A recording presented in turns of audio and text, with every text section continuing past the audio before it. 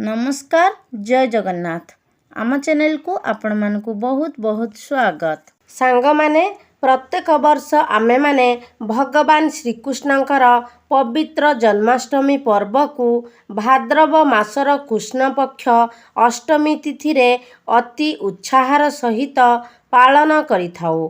एही दिन बाल गोपालंकु पूजा करा जाए एवं एही दिन उपवास रहिबार मध्य परंपरा रहिछि।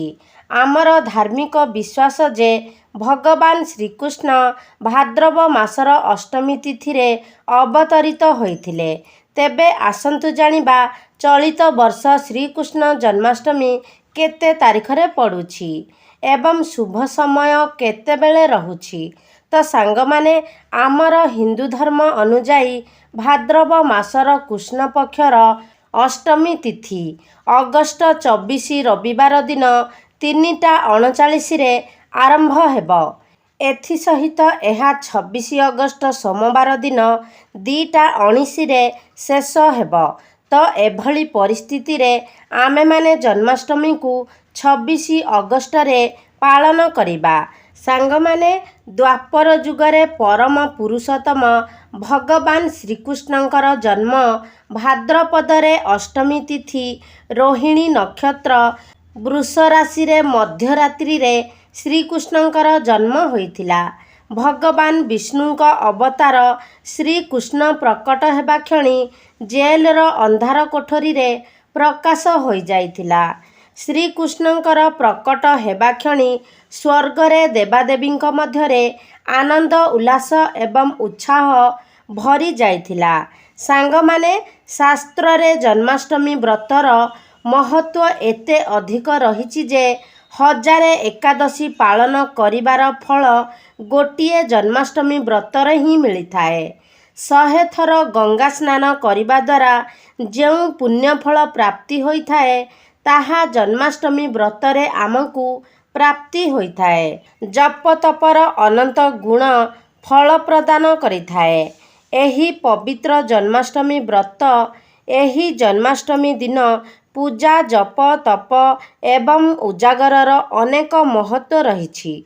सेथिपाई जेउ दिन जन्माष्टमीर व्रत पालन करुछंती सेमाने जन्माष्टमी दिन रातिरे उजागर रही भगवानंकर भजन कीर्तन करिबा उचित।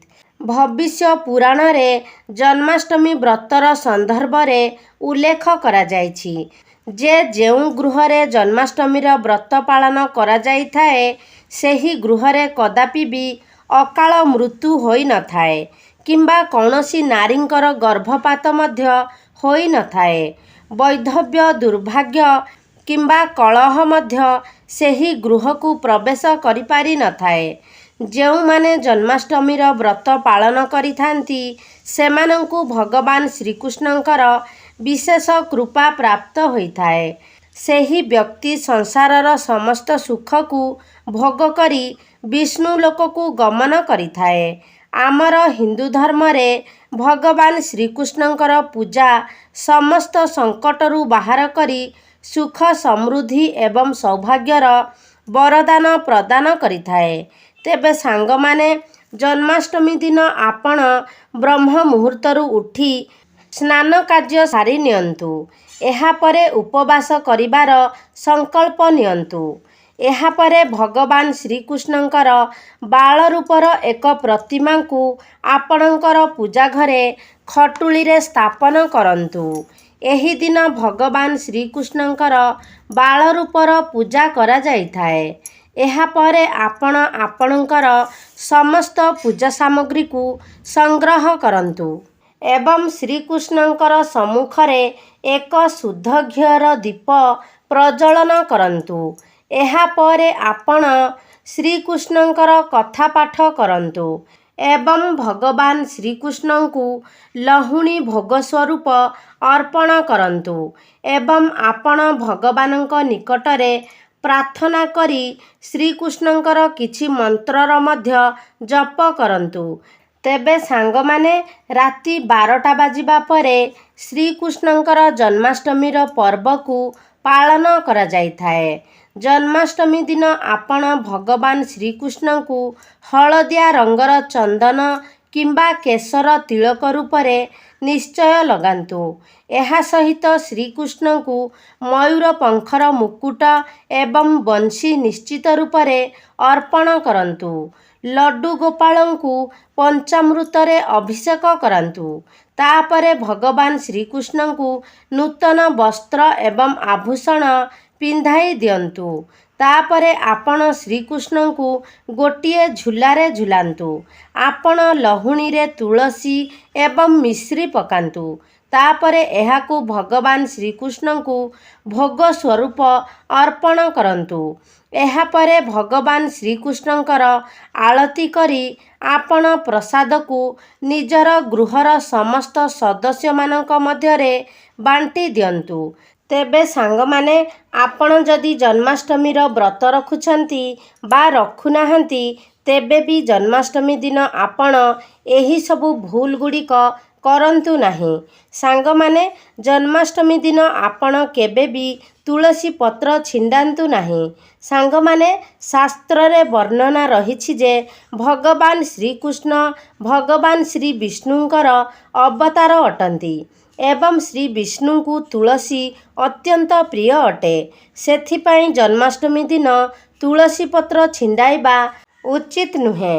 ଜନ୍ମାଷ୍ଟମୀ ପୂର୍ବଦିନଠାରୁ ଆପଣ ତୁଳସୀ ପତ୍ର ଛିଣ୍ଡାଇ ଆଣି ରଖିବେ, କାରଣ ତୁଳସୀ ପତ୍ର ବିନା ଶ୍ରୀକୃଷ୍ଣଙ୍କର ପୂଜା ଅଧୁରା ହୋଇଥାଏ। ଭଗବାନ ଶ୍ରୀକୃଷ୍ଣ କୌଣସି ବି ଏପରି ଭୋଗକୁ ସ୍ୱୀକାର କରିନଥାନ୍ତି ଯେଉଁଥିରେ ତୁଳସୀ ପତ୍ର ନଥାଏ। ସାଙ୍ଗମାନେ, ଆପଣମାନେ ସମସ୍ତେ ଜାଣନ୍ତି ଯେ ଏକାଦଶୀ ଦିନ ଆମେ ଚାଉଳରୁ ପ୍ରସ୍ତୁତ କୌଣସି ଦ୍ରବ୍ୟ ଖାଇବା ଉଚିତ ନୁହେଁ। ମାତ୍ର ଖୁବ୍ କମ୍ ଲୋକ ଏହା ଜାଣନ୍ତି ଯେ ଜନ୍ମାଷ୍ଟମୀ ଦିନ ମଧ୍ୟ ଚାଉଳରେ ପ୍ରସ୍ତୁତ କୌଣସି ବି ଖାଦ୍ୟ ଖାଇବା ଉଚିତ ନୁହେଁ। ଆପଣ ବ୍ରତ ରଖନ୍ତୁ କିମ୍ବା ନ ରଖନ୍ତୁ, ଜନ୍ମାଷ୍ଟମୀ ଦିନ ଚାଉଳରୁ ପ୍ରସ୍ତୁତ କୌଣସି ବି ଦ୍ରବ୍ୟ ଆପଣ ଖାଆନ୍ତୁ ନାହିଁ।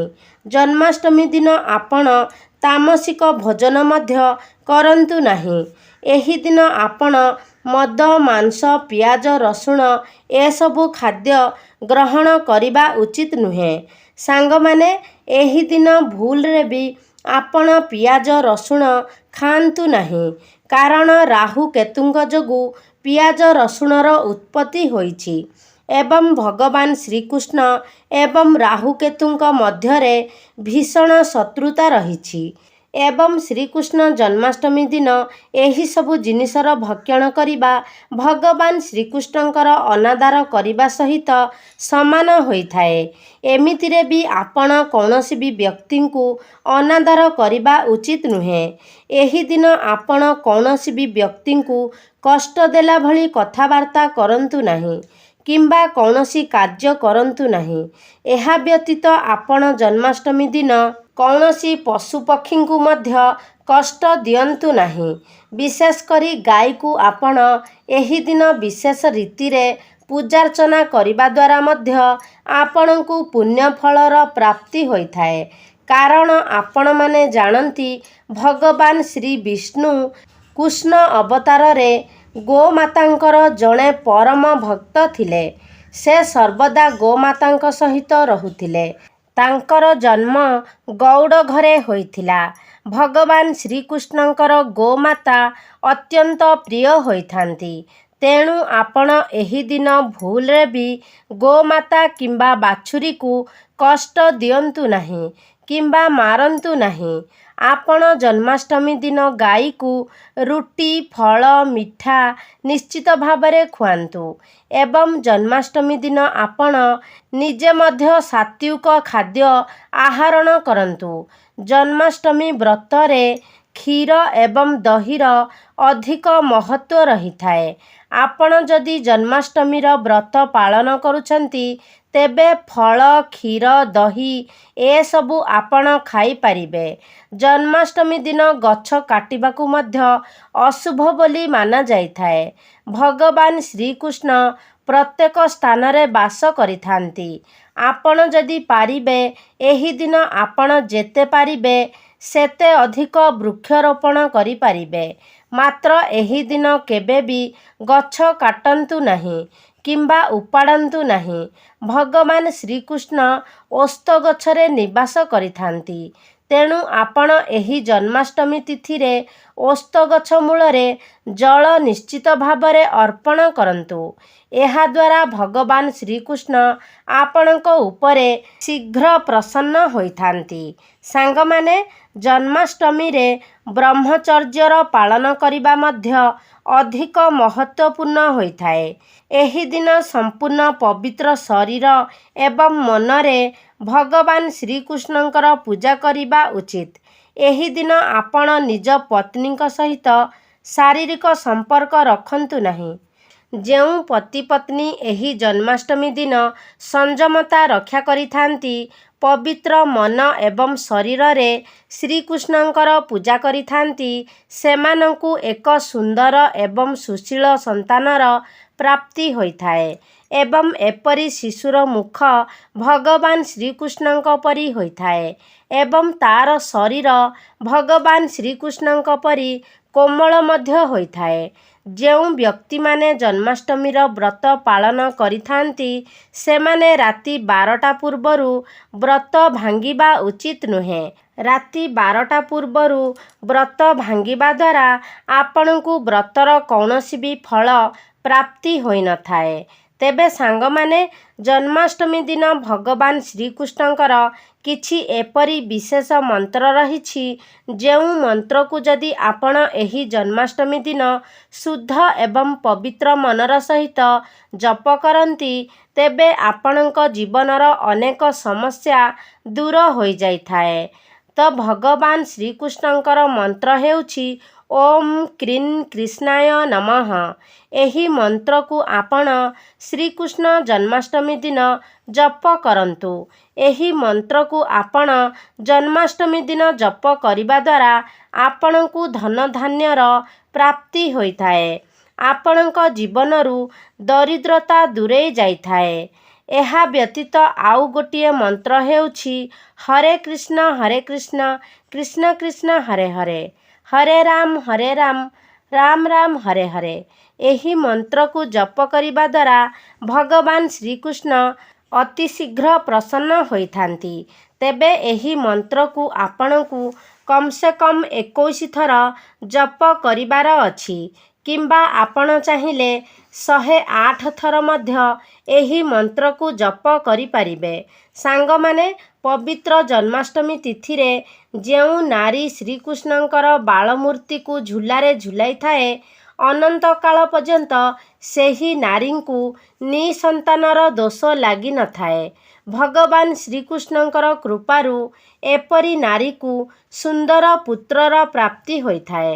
ସାଙ୍ଗମାନେ, ଜନ୍ମାଷ୍ଟମୀ ଦିନ ଆପଣ ନିଶ୍ଚିତ ଭାବରେ ଆପଣଙ୍କ ଗୃହକୁ ମୟୂର ପଙ୍ଖ ଆଣନ୍ତୁ ଏବଂ ନିଜର ପୂଜା ଘରେ ସ୍ଥାପନ କରନ୍ତୁ ଏବଂ ଭଗବାନ ଶ୍ରୀକୃଷ୍ଣଙ୍କ ପାଇଁ ଜନ୍ମାଷ୍ଟମୀ ଦିନ ଏକ ବଂଶୀ ମଧ୍ୟ ନିଶ୍ଚିତ ରୂପରେ ଆଣନ୍ତୁ।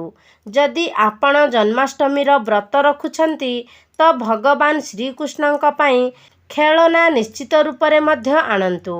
ଏହା ବ୍ୟତୀତ ଜନ୍ମାଷ୍ଟମୀ ଦିନ ଆପଣ ନିଜ ଘରକୁ କଉଡ଼ି ମଧ୍ୟ ଆଣିପାରିବେ। ଜନ୍ମାଷ୍ଟମୀ ଦିନ ଆପଣ କୌଣସି ବି ବ୍ୟକ୍ତିଙ୍କୁ ଶ୍ରୀକୃଷ୍ଣଙ୍କର ମୂର୍ତ୍ତି କିମ୍ବା ଫଟୋ ଉପହାର ସ୍ୱରୂପ କଦାପି ବି ଦିଅନ୍ତୁ ନାହିଁ। ଏପରି କରିବା ଦ୍ୱାରା ଆପଣଙ୍କ ଘରୁ ମା ଲକ୍ଷ୍ମୀ ଚାଲି ଯାଇଥାନ୍ତି। ଜନ୍ମାଷ୍ଟମୀ ଦିନ ଆପଣ ସୁନା, ରୂପା, ତମ୍ବା ଏବଂ ପିତ୍ତଳର ଦ୍ରବ୍ୟ କିଣିପାରିବେ। ଏହାକୁ ଶୁଭ ବୋଲି ମନାଯାଏ।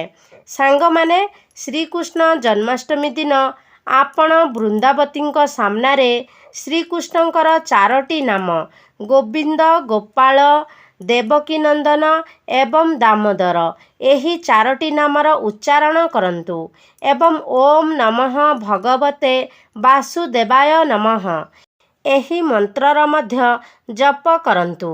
ଏପରି କରିବା ଦ୍ୱାରା ଆପଣଙ୍କ ଜୀବନରେ ଚାଲିଥିବା ଅନେକ ଗୁଡ଼ିଏ ସମସ୍ୟାର ସମାଧାନ ହୋଇଯାଇଥାଏ। ମା ବୃନ୍ଦାବତୀ ଆପଣଙ୍କ ଗୃହକୁ ଧନ ଧାନ୍ୟରେ ଭରି ଦେଇଥାନ୍ତି। ଜନ୍ମାଷ୍ଟମୀ ଦିନ ଆପଣ ଶ୍ରୀକୃଷ୍ଣଙ୍କ ନିକଟରେ ଲହୁଣୀ ସହିତ ତୁଳସୀର ଚଅଁର ମଧ୍ୟ ନିଶ୍ଚୟ ଭୋଗ ସ୍ୱରୂପ ଅର୍ପଣ କରନ୍ତୁ। ଲହୁଣୀରେ ଆପଣ ତୁଳସୀ ପତ୍ର କିମ୍ବା ତୁଳସୀ ଦଳ ନିଶ୍ଚିତ ରୂପରେ ପକାନ୍ତୁ ଏବଂ ତାହାକୁ ଭୋଗ ସ୍ୱରୂପ ଶ୍ରୀକୃଷ୍ଣଙ୍କୁ ଅର୍ପଣ କରନ୍ତୁ। ତେବେ ସାଙ୍ଗମାନେ, ଏହି ସବୁ ଉପାୟ ଗୁଡ଼ିକ ଆପଣ ଜନ୍ମାଷ୍ଟମୀ ଦିନ ନିଶ୍ଚିତ ରୂପରେ ପାଳନ କରନ୍ତୁ। ନିଶ୍ଚିତ ରୂପରେ ଆପଣଙ୍କୁ ଅନେକ ଗୁଡ଼ିଏ ଶୁଭ ଫଳ ପ୍ରାପ୍ତି ହେବ। ତ ସାଙ୍ଗମାନେ, ଆଶା କରୁଛି ଆଜିର ଏହି ଭିଡ଼ିଓଟି ଆପଣମାନଙ୍କୁ ନିଶ୍ଚିତ ଭାବରେ ଭଲ ଲାଗିଥିବ। ଯଦି ଭଲ ଲାଗିଛି ତାହେଲେ ଲାଇକ୍ କରନ୍ତୁ, ସେୟାର କରନ୍ତୁ। ଆମ ଚ୍ୟାନେଲକୁ ଯଦି ସବସ୍କ୍ରାଇବ୍ କରିନାହାନ୍ତି ତାହେଲେ ସବସ୍କ୍ରାଇବ୍ କରିଦିଅନ୍ତୁ। ସର୍ବେ ଭବନ୍ତୁ ସୁଖିନଃ। ଧନ୍ୟବାଦ।